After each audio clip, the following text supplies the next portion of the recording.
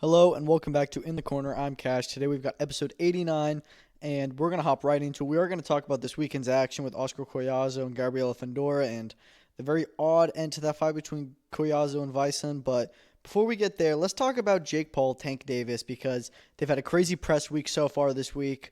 Tickets are going on sale right now for Miami. It sucks it's not in Atlanta anymore. I was going to go to that, but it's whatever. Can't do anything about it. Anyways. Yeah, they've had two press conferences. Been pretty interesting. There is a little bit more respect than I thought. Tank did just shove Jake at this last one, and then Jake shoved him back. Nothing too crazy. And then they seemed to be chill after that. It's weird. It's weird. The size difference is crazy. It's about what I expected. Maybe even a little bit more of a big gap, but I don't know, man. It's just crazy. And it's not even just the height, because you look at Sebastian Fundora and Keith Thurman. They have a much bigger height differential, but it's the size. Tank is 5'5", and he's not a thick 5'5". Like, he's muscular, but he's not totally filled out. You look at Jake; he is filled out to the complete of his frame, and obviously in the last 2 years or so, he's bulked up a lot. I kind of would have preferred him to trim down a lot more. I think it's kind of messed up that they're having Tank fight at 195. Obviously, Tank's not going to weigh that much, but they're only limiting Jake by that much. And let's just hop right into that, because we do have the official rule set. Everyone's been curious about this. It is a max 195-pound weight limit. This obviously is going to be an exhibition. No official weight class, but both fighters have to weigh below 195, which Tank obviously is probably going to come in around 150 maybe, I bet, if that. As for Jake, he's going to come right below 195. I would have liked them to drop it down to 190. Tank even said at the press conference, he was like, y'all said it was 190. But I think Tank probably just got that confused. They definitely wouldn't have said 195 if he hadn't already agreed to it. And this is the terms agreed with the commission. Speaking of the commission, they will have 3 legitimate judges there, so there will be a winner decided. To me, this is very important, because this changes how these guys are going to fight the fight. This isn't a Floyd Mayweather exhibition where he's going to go out there and dilly-dally. Even though this fight will not go on their professional records, there's going to be a winner and there's going to be a loser. So neither one of these guys wants to lose to the other one. For Tank to lose to a YouTuber and then for Jake to lose to a lightweight doesn't look good for either guy. So they definitely are both going to want to go for the kill. They're going to be wearing 12-ounce gloves, which I'm actually okay with. In fact, at the press conference just now, they were trying to kind of argue about it, say, we didn't want 12, we wanted 10 or 8. And then the other side was saying, well, we wanted 10 too. So it seems like they're both on stage or agreeing to do 10-ounce gloves. That's not going to happen. The commission is the one who said 12-ounce gloves, and that's going to stick. I'm okay with that. It's not going to be like 16-ounce gloves. I believe that Jake versus Mike was 16-ounce gloves. Maybe it was a little bit smaller. Maybe it was 14, but I think it was 16. 12-ounce gloves, I'll take it. That's only a little bit bigger than 10-ounce gloves, so I'll be cool with it. Then we also know it's going to be 10 3-minute rounds. I like that. No sense in making it 12. Jake's never been 12 before, but also I'm glad it's not like 8-minute rounds or 8 rounds with only 2 minutes or something. 10 3-minute rounds. Very cool with that. And there will be USADA testing for this fight, which is very good. To make sure that nobody is trying. Tank, honestly, you may want to watch him just because he's gonna have to bulk up a good bit, and he's going to want to put on size, and he's going to have to be stronger for a bigger guy. And Jake obviously is already very big, and you don't want him to get any more bigger. You have even more of an unnatural advantage. So good to see there. I'm honestly really happy with these rule sets. There's not much I would change. The only thing I would change is that I would have liked to see the weight limit go down to 190. Jake has fought as low as like 185 before. So I don't understand why, we can't push it. Obviously, he's filled out more since then. It's probably a lot harder for him. It's going to be hard for him to make 195. I know it's already hard for him to make 200. But, Tank has given up so much here. You can at least go down 10 pounds. But let's talk about this undercard that's come out and made official. Co-main event will be Alicia Baumgartner versus Layla Boudouin. I'm okay with this fight, especially because it's going to be 12 3-minute rounds for the Unified Super Featherweight Championship. Alicia Baumgartner coming off a sketchy performance against Jennifer Miranda. After this one, should she get past Boudouin, who I think is a good fighter, but I think Baumgartner is definitely better and should be able to beat her. And honestly, there should be a stoppage in this fight with there being 12 3-minute rounds, and Baumgartner does have a lot of power. So she gets past this. I want to see the Amanda Serrano super fight. And now that they're both fighting 12-3s, there's no reason why that one shouldn't be as well. Obviously, she has vacated her WBC title as they do not support the 12 3-minute rounds for women's boxing championships. I love it. I do like the 10-2s. I think it's fun. I think it's exciting. It's fast paced and it's kind of women's boxing signatures. But I did think that there is no reason why they should not also be fighting 12 threes. Like, I mean, granted, men and women are much different physically, and the lengths and limits of their physical attributes there, sure. However, I don't think that cardio is one of those things. I think that women are more than capable of going 12 3-minute rounds. I think it's a stupid thing to say, oh, women can't do that. No, I completely disagree. I think that this is something that can very much be equal in the sport, as it is in the UFC. There's no reason why they should be fighting 10 2-minute rounds still. It's stupid. But we're going to have a full championship fight here, and I'm excited for that. Probably the best fight on the undercard that everyone's talking about. Gary Antoine Russell defending his WBA super lightweight championship against Andy Hiraoka, who is obviously currently the interim champion at 140 pounds. That's a really good fight. Both these guys have a lot of power to them. There's going to be a lot of pop in this fight. I doubt it goes the distance. Maybe it could.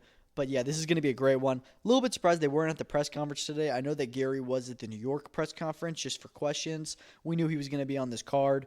We also knew PBC was going to be supplying some fighters. And as of right now, these are the only 3 fights confirmed for the main card. So there is another slot there. As for the prelim show, you're going to have Ellie Scottney going for undisputed against WBA champ at 122 pounds, Mayeli Flores. That's a good fight. I think Ellie Scottney wins it. She looks really, really good at 122, and happy to see that they're getting undisputed so quickly.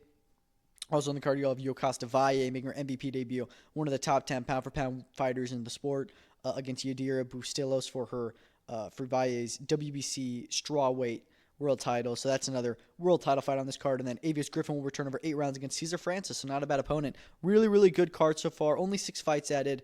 I think we will have a couple more. Hopefully one more big fight from PBCs. We heard they were going to be putting some fighters on this card. But yeah, it's looking good. November 14th looks like it's going to be a good one, and I'm excited.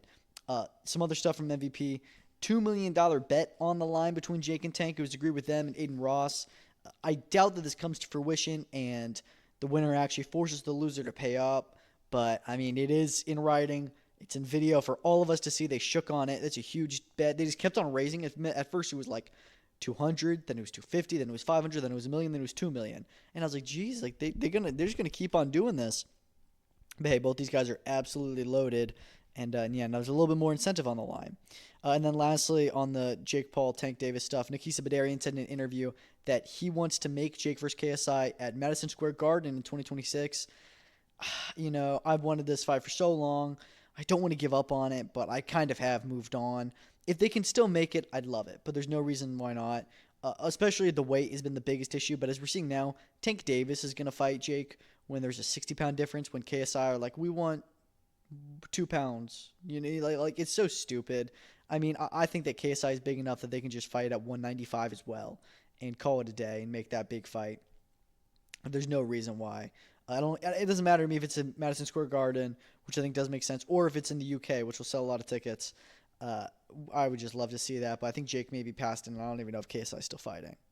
But moving on from that situation, let's go over and talk about this weekend's fights. We had 3 boxing cards over the last, I think it was just Friday and Saturday, really. There was not a lot going on. You did have the Liam Paro card, but we talked about that on last episode, on episode 88. But episode 89, here we are. Let's talk about Oscar Collazo. Defends his WBO, WBA, and Ring Magazine minimum weight championships against Jayson Vayson with a 7th round TKO. And I got to admit, this is one of the worst stoppages I've seen, and it's not the ref's fault.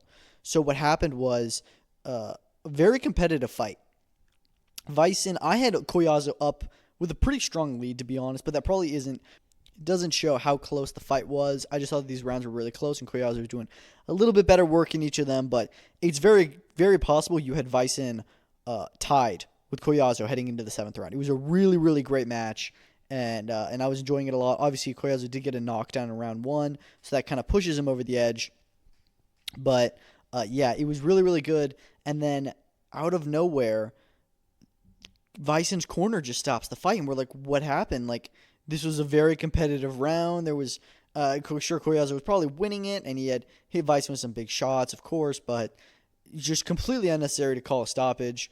And apparently it was his chief second, one guy in his corner, which he had like 8, stood up on the apron and said to stop the fight. Nobody else in the corner went to the fight to get stopped. So that guy cost Jayson Vayson his world title opportunity, and that's horrible.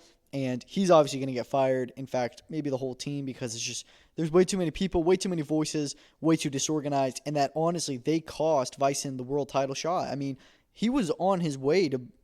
He could have won that fight. Obviously, he was only 7 rounds in, and he was behind on the scorecards, but who knows where that was going. He was in that fight. So that was really, really odd. I wouldn't be mad if they did run a rematch back. I think Vayson kind of deserves it, but judging on how competitive that was for Collazo, I doubt that Golden Boy does that. They're probably going to do a course correct. I would love to see Collazo fight either Pedro Tataran or even rematch Melvin Jerusalem so that he can go for undisputed. He seems like he wants to do that. There was also talk about Ricardo Sandoval, given they're only 2 divisions apart, both unified champions under the Golden Boy banner. I wouldn't be mad at it. That is a really good fight, but that'd be Collazo jumping over 108. I'd rather see him go to 108, get a title or 2 there, and then go up to 112. But I think that he can win world titles in all 3 weight classes, to be honest. 112 being the toughest, but I think it's possible. I think he's really, really good. Gabriela Findor was in that co-main event. She stopped Alexis Kubicki in the 7th round as well. I mean, Findor, nobody can really compete with her. She's just a unit. She's so much bigger and just so brutal, and she was just beating her up the whole fight, so not mad at that stoppage either. Well, I was mad at the other one, but more so mad at this one. And as for what's next for her, again, I think that she's pretty much wiped out anyone of note in the weight class already. So for me, it's time to either move up or down. She talked about moving down to 108, which I can't believe at her size that she's able to make 112.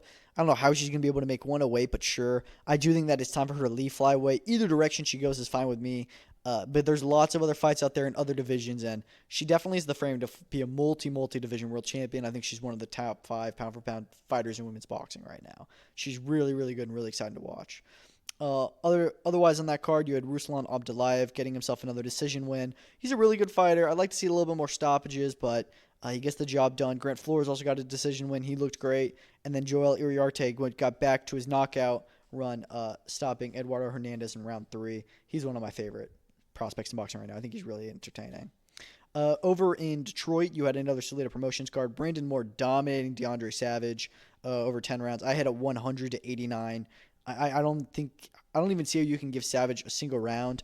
He didn't do anything, and it was very much a case of, okay, he's going to wait until Moore punches himself out. Moore just stayed in first gear and was just able to jab his head off because Savage was not throwing any punches and completely just missed his opportunity. I don't know what he was doing. It was a terrible game plan. There was no game plan, no effort to win the fight. And yeah, it was really disappointing to watch. But that's how the cookie crumbles sometimes. As for Moore, he called out Anthony Joshua. I actually thought he was really funny in his post-fight speech and made me more of a fan of him. Obviously, he's not going to get the Anthony Joshua fight. I would, however, be very down to see him fight Jared Anderson. That's a fighter he's called out a few times now. They're 2 of the top 5 probably young American heavyweights right now, and Jared Anderson seems to be a little bit lost. I think Jared Anderson probably beats him. If he can focus and get back on track, then this could be a real bounce back for him because last year or so has just not been his year, and I don't even know if we'll see him fight again. It's been so odd. Co-main event there, we really stole the show. Olivia Curry and Kate Scott going the distance to a draw. I thought Kate Scott was a bit unlucky not to get the nod, but you know what? That's how it goes. It was a really good fight. I would love to see it run back. They're both Salida fighters. This is for the unified middleweight crown, so I'd love to see them rematch and then fight maybe the winner of the Desley Robinson fight on October 18th for undisputed at 160 pounds. Devell Smith had a second-round knockout on that card as well. He's another really good prospect that Salida's got, so excited to see him develop.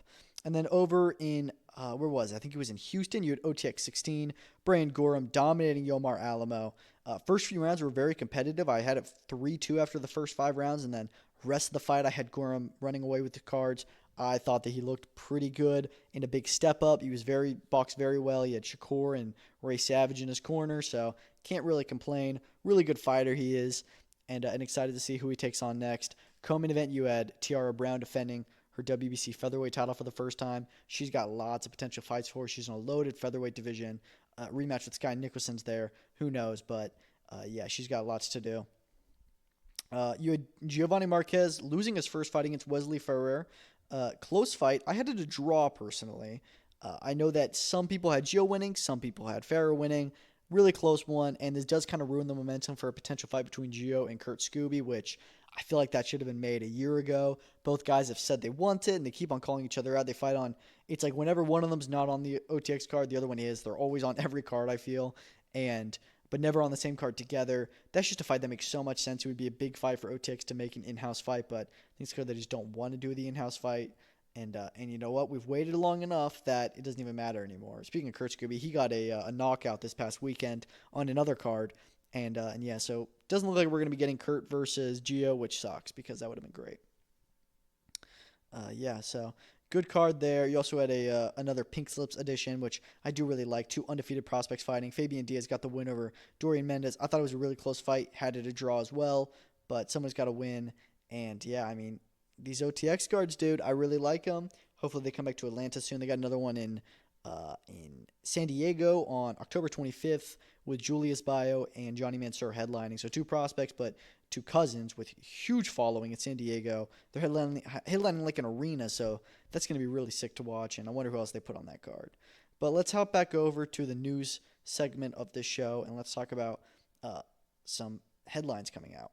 So Raja Jackson has been arrested, guys. Thank goodness, because I can't even begin to describe how late this is. He clearly just attacked Psycho Stu in the ring. It doesn't matter if it's part of a wrestling show. You don't do that. There was no pulling his punches. He was straight up abusing and assaulting and trying to kill the man. He needed to be arrested that night. I don't understand what took so long. I know it's a public case. I know they have to look into the motivations, what really happened. But to me, it seems pretty clear that he needed to be locked up. We'll see. Or maybe not locked up. Maybe not in prison. But, let's just see what this turns into. But yeah, this is very well deserved, and I do hope that he goes to prison or at least serves some kind of punishment because, yeah, I mean, that was just unbelievable and completely unacceptable. We've got the full card for main card, I believe, for Virgil Ortiz versus Erickson Lubin. That's going to be co-main event is going to be Floyd Schofield taking on Joseph Diaz Jr. Jojo Diaz, he needs to retire and has had to for a while now. However, he did have a really good performance against Regis Prograis this past month. So I can't really be mad at him getting another fight on Golden Boy, and he always does bring the fight. I don't think that he beats Floyd Schofield. In fact, I think he could probably get stopped, and I'm disappointed that we're not going to be getting Kid Austin taking on Raymond Murataya next for the world title. But this isn't terrible either. He's going to develop him a little bit more, and then next year I do believe he fights for a world title. It's just not quite time for that yet. Maybe we get Murataya versus Cruz now at the top of the year. I don't know. But this is an okay fight for him to keep him busy and get him another good name on his resume. And it should be fun. JoJo's not going to win, but he's going to bring the fight. And then hopefully he actually retires after this one. You're also going to have Joshua Edwards returning on that card. Really great heavyweight prospect, as well as Darius Folga making his comeback against David Stevens, who gave Bektimir Melikuziev a great fight last year. So that's a really good matchup and a really good return for DFG after obviously losing to Bektimir Melikuziev as well. So I think it makes sense. I think all these guys are Texans as well. At least all the A-sides are. So really, really good fight card for me. One of the best Golden Boys done this year. Probably their best. And I'm looking forward to it, man. I am. Unfortunately, Rafael Fiziev is out of the Charles Oliveira fight on October 11th in Rio. However, Mateusz Gamrot is announced to have stepped in today. I think this is probably one of the best guys they could have gotten. Gamrot, I think, has been deserving of this opportunity for a long time. His fight with Dan Hooker last year was one of the best of the year of 2024. It was tremendous, and I honestly thought that he could have gotten the decision in that fight. He didn't, which is okay. Then when Dan Hooker is set to fight Justin Gaethje, he doesn't get the short notice fight then, which I think that he deserved. They give it to Fiziev instead. Then he has a fight in May against somebody who's outside of the top 15 just to keep him busy, and now Fiziev's out of a fight, and they get Gamrot to come in on short notice, so I'm really down with this. I think it's a good fight still. You're going to have to favor Charles Oliveira just because he's been preparing, but he's also coming off a knockout. So we'll see what happens here. I think it's a great fight, and I'm really happy for Mateusz Gamrot. I think he deserves that opportunity. What else? The UFC White House renderings, they look sick, don't they? Look, I think that this is stupid. I don't want to get into like the politics of it, but it is a little bit silly that this is like the nation's capital. This is the White House where we have the president and this important stuff, and we're putting a fight in front of the White House. Like it's a little bit of a circus. It really is. However, those graphics look insane of what the arena is going to look like, the makeshift arena with the big arch over it. It is going to look wild. And dude, this being on linear television on CBS, probably with Conor McGregor on the card. It is going to do unbelievable numbers and will probably be the most watched UFC card of all time.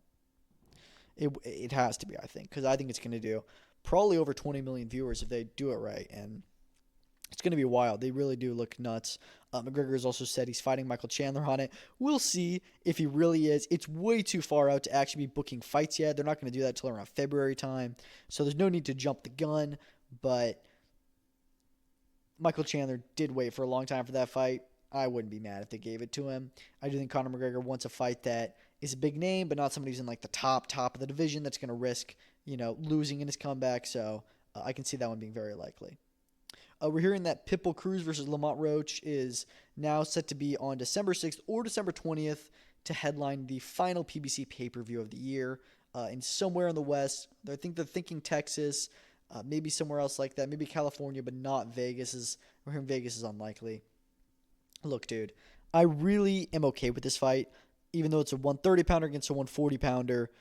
I'm okay with it. I think it should be fun as long as Lamont Roach obviously vacates his belt, which I think he will. I think it's going to be contested between Jazzy Dickens and Hayato Tsutsumi on December 27th in Riyadh. However, this fight should not be a pay-per-view main event. And I was kind of worried it would be. And they're going to argue, well, I mean, Lamont Roach was on pay-per-view in his last fight, and it was a draw, and he's a big star now. And Pitbull Cruz, everyone loves Pitbull Cruz. You can put that on pay-per-view. PBC puts anything on pay-per-view. I don't know if I think that Fundora Thurman should be on pay-per-view. I think it's a great card, but it's not a pay-per-view fight. Even though they both headlined pay-per-views in the past, it's just not a pay-per-view fight because Fundora versus Zoo should not have been on pay-per-view the first fight. If this was co-main event to Manny Pacquiao versus Rolly Romero or Mario Barrios 2, I'd be fine with it. I really would. And I'd be fine with that card being a pay-per-view. But this being the main event, yeah, I don't really love it. I personally would prefer this fight to be on December 20th, one because that's really close to Christmas. We're going to have two big cards on each side of Christmas. If that happens. And because December 6th is already taken by UFC 323, don't really want to see them compete because I feel like all of the major fight cards always fall on the same weekend now. Like it's October 4th, we're going to have two pay-per-view cards. Then 3 weeks later, we're going to have three. And then 3 weeks later, we're going to have three again. It's just like, but there's none in between those times. So I would like to be a little bit more spread out.